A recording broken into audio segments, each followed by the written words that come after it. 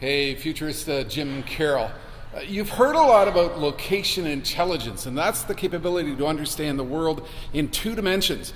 But one of the trends that you're going to be hearing a lot about in the future has to do with what we would call spatial intelligence or 3D location intelligence.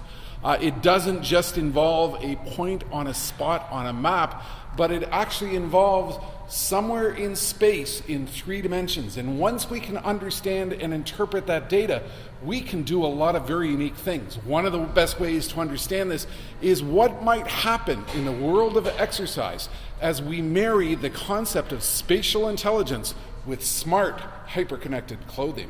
The whole idea is that we should be able to interpret where our arms or limbs or certain aspects of our body are moving while we're in the gym. So spatial awareness would look at the action that I'm doing during a particular routine and would judge if I'm in the right planar space. Now take that concept and add to it what we would call smart clothing. We would layer in connectivity throughout our clothing so that the clothing is actually doing some measurements on the action and the spatial position of my arm. And then the whole idea is once we have spatial awareness and we have smart clothing, we can link that clothing to our mobile device and to some type of fitness application. The fitness application will then guide you and give you information on whether you are moving in the right spatial plane.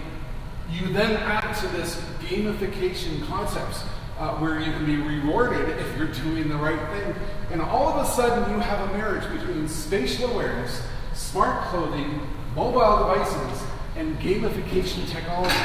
We bring together 4 trends in a very real way, and suddenly it becomes one of the biggest trends of our time: spatial intelligence.